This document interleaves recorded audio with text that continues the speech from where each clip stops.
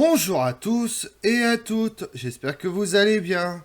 Aujourd'hui, on s'intéresse à la cérémonie qui faisait d'une personne un chevalier. Au Moyen Âge, on ne naît pas chevalier, on le devient. Plusieurs étapes d'apprentissage du futur chevalier a lieu jusqu'à son adoubement. Le chevalier au Moyen Âge est souvent d'ascendance noble, mais il arrive qu'il soit roturier. Dans ce cas précis, il ne partage pas la maison de son seigneur, mais il vit avec d'autres chevaliers. Ce n'est pas un ordre auquel on accède par le lignage, même si au fil du temps, la majorité des nobles se déclareront chevaliers. Vous voulez en savoir plus sur l'adoubement? Venez avec moi. Les mutations qui bouleversent alors la société médiévale vont aussi jouer un rôle dans l'émergence et l'avènement de la chevalerie. L'an 1000 marque le triomphe du système féodal qui apparaît entre la Loire et la Meuse à la suite du déclin des pouvoirs royaux et centraux, en l'occurrence l'Empire carolingien. Sur ces ruines, en l'absence de toute autorité publique, émerge la féodalité, un ordre social fondé sur les liens d'homme à homme. Il combine en fait l'existence d'un système seigneurial, installé depuis la fin de l'Empire romain lorsque l'aristocratie s'est partagé les terres, et le régime vassalique instauré sous les Mérovingiens. Les hommes libres se placent au service d'un puissant en échange de sa protection. C'est ce que vont faire les chevaliers, devenir le vassau d'un seigneur ayant besoin de soldats professionnels pour les aider à maintenir l'ordre et à protéger les habitants des attaques en ces temps troublés. Le tout en échange d'une solde ou de terres. Ils vont devenir un élément clé du système féodal. En dépit d'une bibliographie généralement impressionnante sur les origines, le prestige et l'extinction de la chevalerie en tant qu'institution médiévale, nos connaissances sur la manière dont on devenait chevalier et surtout sur la signification de cet acte s'avèrent encore assez vagues aujourd'hui et souvent contradictoires. L'histoire de l'adoubement reste tout entière à écrire, constatait Georges Duby il y a quelque temps dans une étude consacrée aux origines de la chevalerie. Il semble que ce vœu ne soit pas encore réalisé. Malgré le nombre et la qualité des travaux consacrés à la chevalerie, il subsiste encore en ce domaine de larges zones d'ombre. A-t-il existé, au fond, une cérémonie d'investiture chevaleresque? La question est fondée, dans la mesure où certains auteurs considèrent que l'adoubement ne signifie guère autre chose, avant Chrétien de Troyes surtout, qu'une remise utilitaire et professionnelle des armes, sans aucun sens promotionnel et honorifique. D'autres auteurs pensent au contraire qu'au cours des derniers quarts du XIIe siècle, l'adoubement serait déjà une cérémonie superflue, du moment que l'accès à la chevalerie semble se faire plutôt par l'hérédité que par l'investiture. Au fur et à mesure que les années passent, cette tendance s'accentue par la transformation de la chevalerie en une caste. Au XIIIe siècle, semble-t-il, on est chevalier et noble de par sa naissance, qu'il y ait adoubement ou non, alors qu'avant cette date, l'on devient chevalier par l'adoubement. Au Moyen Âge, lorsqu'un jeune garçon est appelé à devenir chevalier, son apprentissage débute dès ses 7 ans. Il est envoyé dans la maison d'un seigneur qui sera son parrain.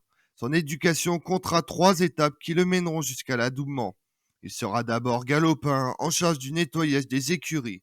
Puis il sera page. Cette étape l'oblige à s'occuper des chevaux, à apprendre à chasser, à monter à cheval, à s'entraîner, à pratiquer la lutte et à combattre à l'épée, tout en étant également au service de la dame du château.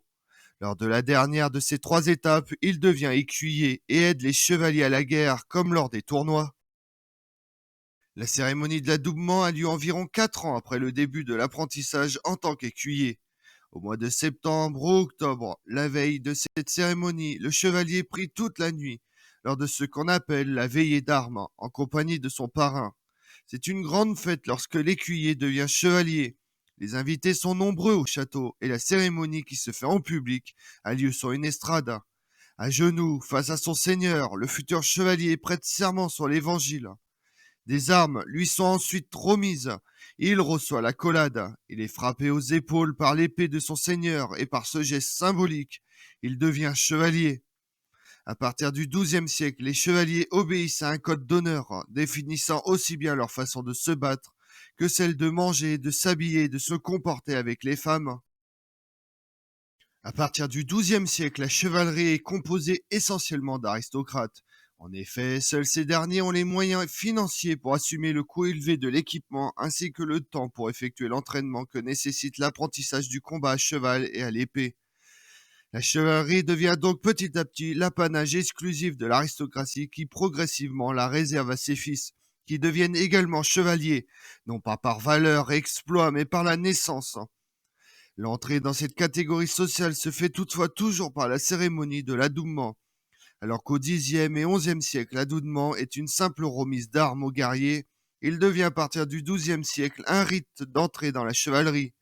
Il est accompli dans une demeure seigneuriale, souvent lors d'une fête religieuse, Pâques, la Pentecôte, etc., ou pour une action de foi comme les croisades. Au XIIe siècle, de nouveaux gestes et coutumes apparaissent lors des adoubements, qui sont dorénavant sous le signe de la religion. Auparavant, cérémonie entre chevaliers et futurs chevaliers. À présent, à partir du XIIe siècle, l'adoubement est précédé d'une veillée d'armes dans une chapelle. Le futur chevalier doit entendre la messe et communier. Ces armes lui sont remises après avoir été bénies par un ecclésiastique, chose qui n'était pas présente auparavant. L'Église tente peu à peu d'imposer à l'idéal chevaleresque des valeurs religieuses. Ainsi, des formules de bénédiction sont utilisées lors de l'adoubement. Ces formules rappellent au nouveau chevalier ses devoirs de service et de protection envers l'Église. La cérémonie de l'adoubement comporte plusieurs étapes et la remise de l'épée est la plus importante d'entre elles. Ensuite, il reçoit la collée, coup donné sur la nuque avec la paume de la main et le reste des autres pièces de son armement, notamment son armure.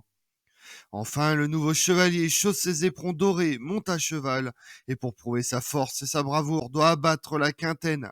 Mannequin habillé en soldat est placé sur un poteau planté en terre. L'armement du chevalier comporte en plus de l'épée plusieurs autres pièces, et certaines d'entre elles revêtent un caractère religieux. Le chevalier est donc équipé du bouclier ou écu avec lequel il protège son corps, mais aussi l'église contre les malfaiteurs, les voleurs. Ensuite, il y a le haubert, cotte de maille fine, pouvant peser jusqu'à 15 kilos. On trouve également le aume, casque qui couvre toute la tête du chevalier. Il y a la lance en bois qui fait 2,50 m et s'achève par une pointe en métal. Et enfin les éperons dont les pointes font 4 cm. Comme on l'a vu, la cérémonie de l'adoubement débutait par la remise des armes au postulant par un chevalier qui lui servait de parrain. Celui-ci donnait ensuite du plat de la main un fort coup sur la nuque du nouveau chevalier. Au XIe siècle, l'Église transforme cette cérémonie en instituant une veille de prière, la bénédiction de l'épée et celle du futur chevalier. Je vous remercie d'avoir suivi cette vidéo en ma compagnie. Si vous voulez connaître mes autres vidéos, retrouvez-moi sur ma chaîne YouTube Tout sur l'Histoire avec Damien, mais également sur les réseaux sociaux, Twitter et Instagram, Histoire Damien. Et pensez à liker, commenter et vous abonner. Je vous remercie à tous.